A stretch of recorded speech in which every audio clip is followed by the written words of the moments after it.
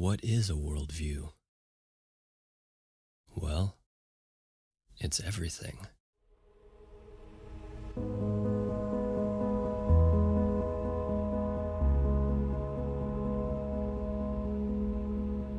It's how we see the world and identify right from wrong. It's what we recognize as beautiful and what is true. A worldview is a person's way of looking at and understanding everything around them. It is what governs our thoughts and determines the way we interpret information. It determines which questions we find it worth asking. Who am I? Why am I here? Why does anything exist? Is there a God? And can we know him? Can we even know the truth at all? We're self-aware, but does man really have free will? And if given a choice to walk with God, what would we choose? Who will we look to for truth? Him? Or ourselves?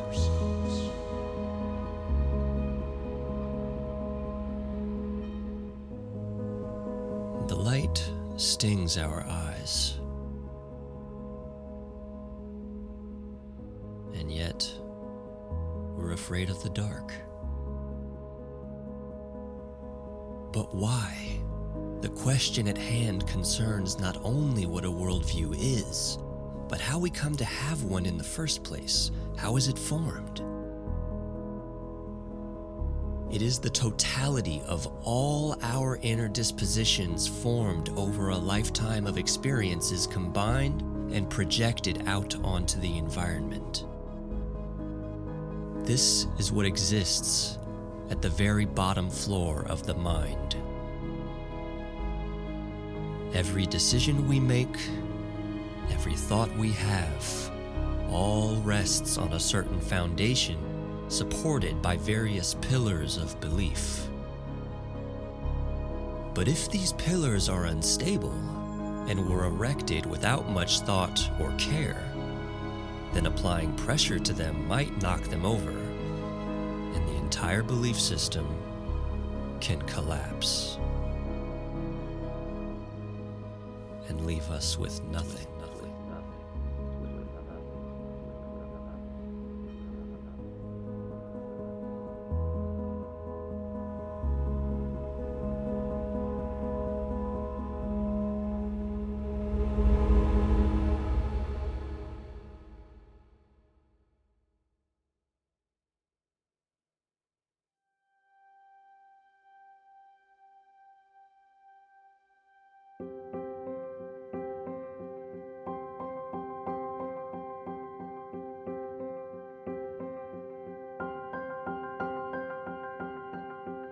We're nearing the end of the fall here, which is an appropriate starting point for the larger discussion of this channel, as we're not only approaching the end of the fall season, but the greater fall. The greatest fall in history. The fall of man. Even now, as the world around us seems to be shedding the old ways and pulling itself in every which direction, they're ultimately all just different roads that lead to nothing, with many different ways to get there, through Gnosticism, hedonism, atheism, relativism, nihilism, all centered around the self. There is still, despite this admittedly discouraging trajectory throughout human history, the emergence of something radically opposed to all the various isms, and which fundamentally changes the nature of reality and our perception of it, because it fundamentally changes us.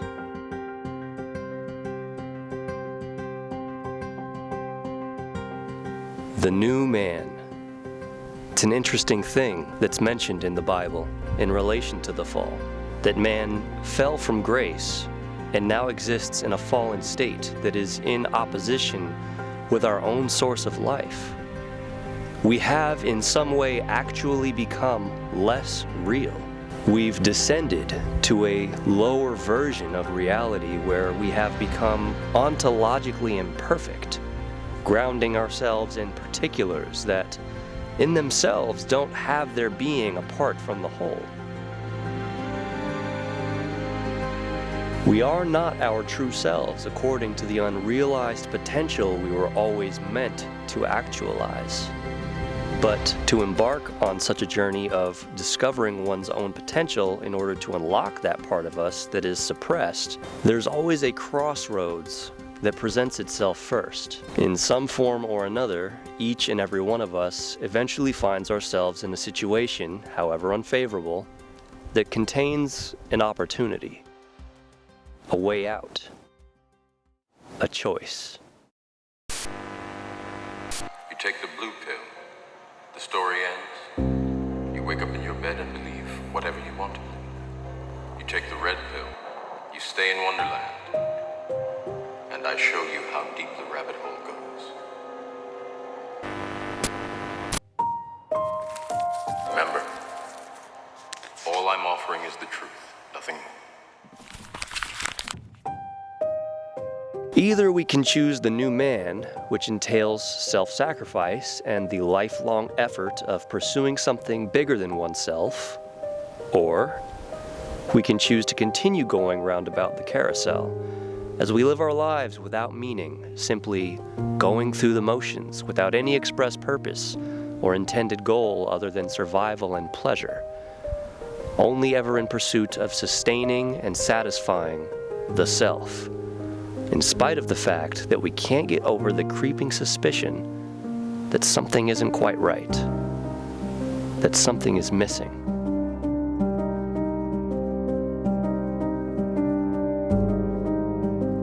That suspicion is what triggers the start of the journey for many people. It begins with the smallest thing, noticing something out of place, something that doesn't add up, that doesn't belong. An unforgivable, unforgettable untruth, which you weren't supposed to see. The thing that plants a seed and then gradually gnaws away at you as it lingers in the back of your mind. It could be just a word, something that you overheard in passing, that sparks an idea, and this idea suddenly becomes an inquisition.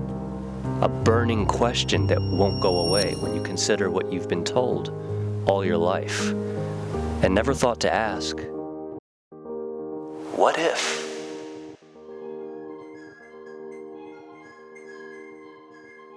What if public perception and understanding is the result of a misunderstanding? What if the expert consensus is based on a false assumption or flawed thought process? What if some popular system of belief is actually the product of some larger agenda, rather than a scientific discovery or transcendent insight arrived at by completely honest means? What if the widely accepted narrative isn't accurate? What if the truth is something other than? A historic event, like something you watched on the news as it happened, or a worldwide health crisis of some sort. It could be about your perception of the entire cosmic scope of the universe, or just your perception of yourself and your identity. For most people, whatever baseline set of things influenced them and painted their perception of the world a certain color is never questioned or examined all that carefully.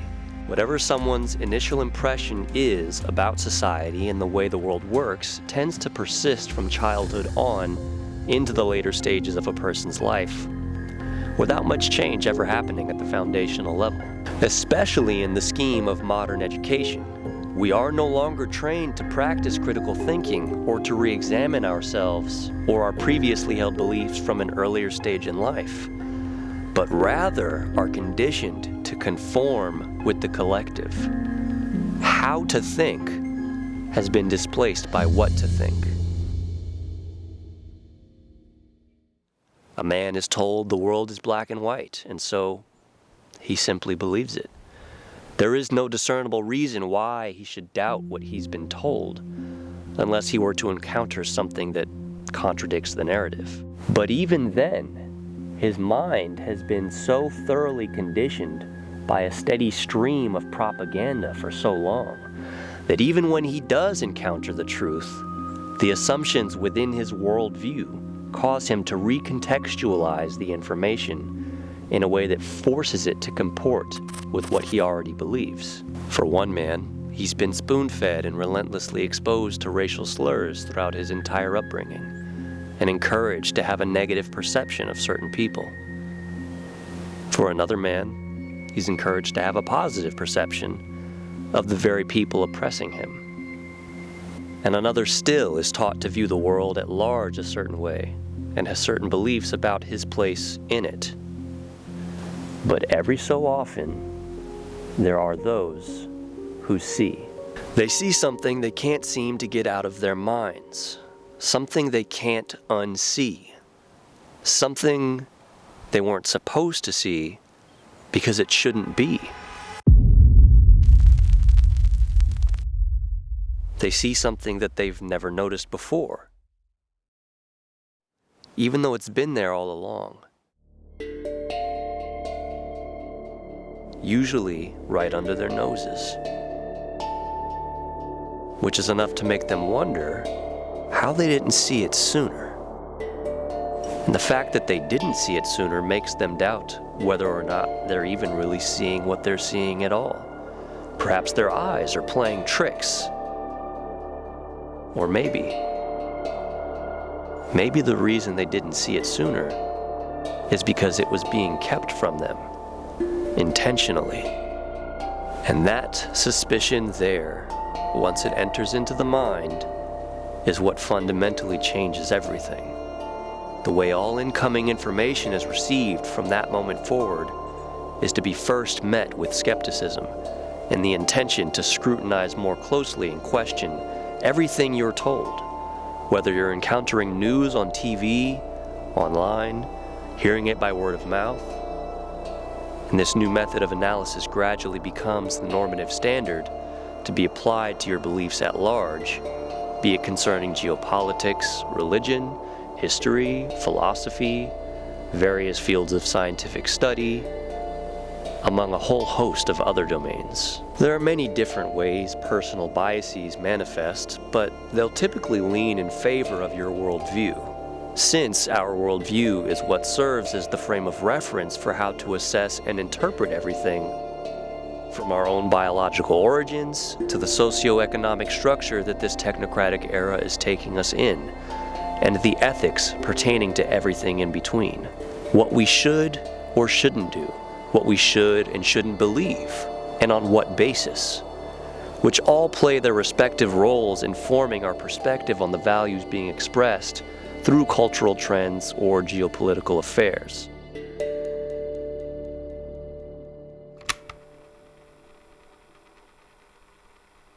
Our times, the second half of the 20th century, in general, one might call a time of spiritual searching. Many people are dissatisfied, whether with various forms of Christianity, with non-Christian religions, or with atheism, unbelief, all those currents of despair which are going about in our world now. Many people are hoping against hope that there is more to life, more to spiritual reality than they have found so far. Therefore, these are the ones who are in the process of searching.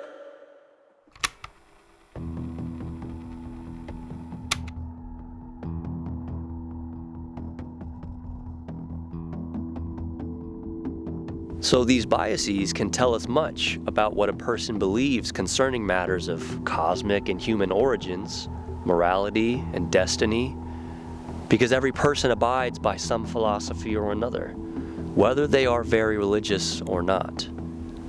They all have biases, even if those biases differ.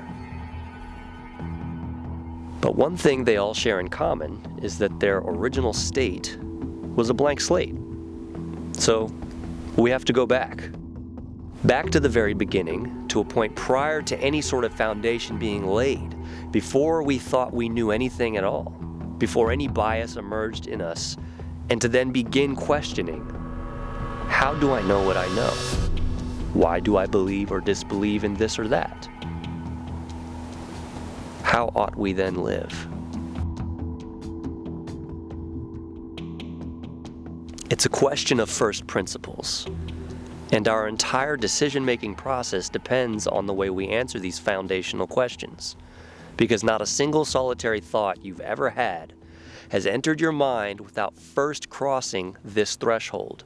It behooves us, then, to ascertain some objective standard to serve as our frame of reference, apart from the self, which is always in a state of flux, and to never adopt any philosophy which we cannot consistently live out, like claiming to believe the absurd atheistic supposition that there is no such thing as good or evil, but to then live one's entire life according to a strict sense of moral standards that ought be observed because it's wrong not to.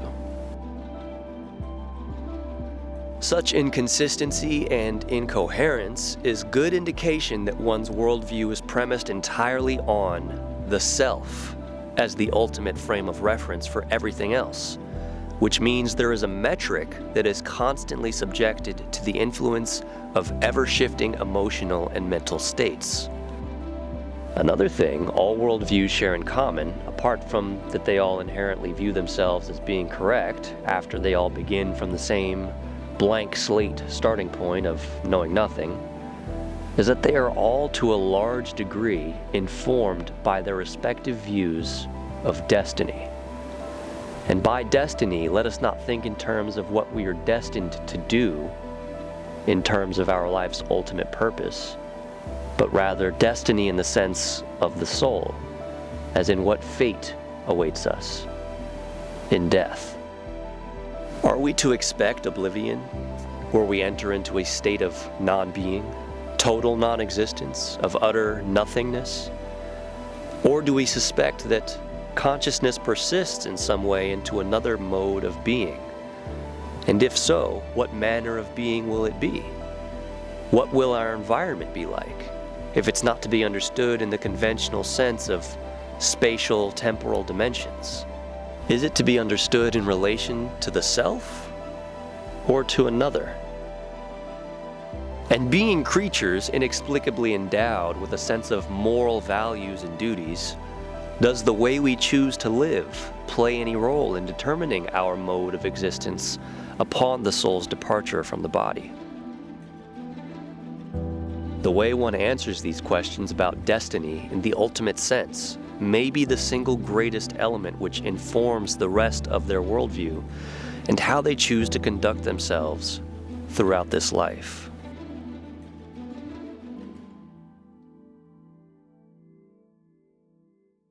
In the realm of philosophy, many have referred to the ongoing development of ideas over the millennia as a conversation.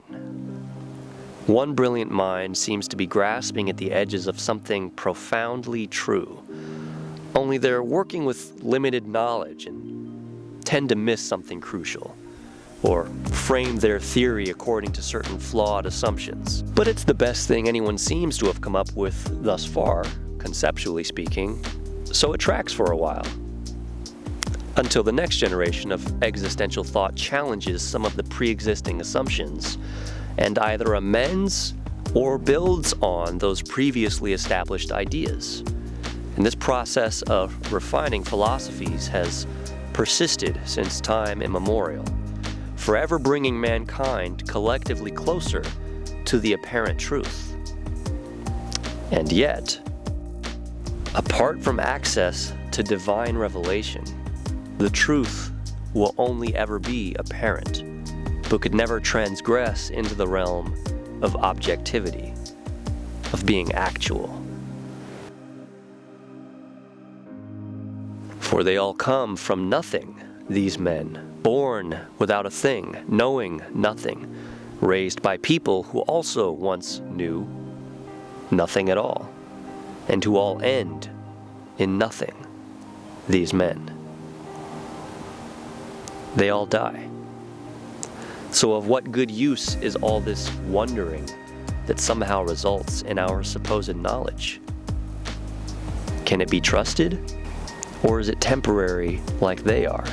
For me, I've wrestled with both the idea and the acute awareness and feeling of death for around 15 years, which made me intimately aware of my own mortality, which affected the way I relate to people and changed my relationship with time. It became something of a precious resource, and every additional day a blessing. What began as a perpetual state of anxiety that became a decade-long attempt to flee a state of fear through the pursuit of pleasure and intoxication gradually evolved into a spiritual journey that seemed somewhat directionless at first, but eventually began to crystallize in the specific context of Christian revelation. I had come to find myself by recognizing the state that the self was in. Meaning, once I had been humbled enough not only to acknowledge sin, but to be so inclined as to repent, only then could I attain to an understanding of the divine that wasn't of my own making. Not out of desperation, exhausted though I was from years of existential anguish, but as a matter of consequence.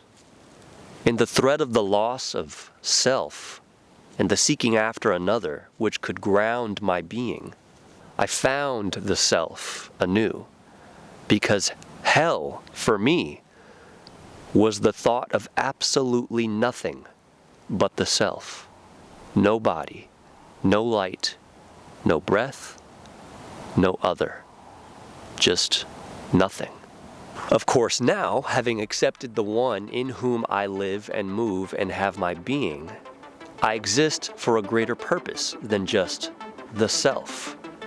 Paradoxically, having embraced the principle of self-denial and having dispensed with the pursuit of my own pleasure, there's actually more at stake for me now than before, because I recognize what it means to live for something bigger than myself. A notion which only became all the more real when my son was born, and then again most recently when we welcomed our daughter into the world. Your worldview must relate to more than just the singular unit, more than the individual, the self. As God Himself is a relational being, so too must our way of relating to both created and uncreated realities. As the scripture says, concerning the two greatest commandments, love God with all your mind, soul, and strength above all else, and love your neighbor as yourself. Let your worldview be a communal one.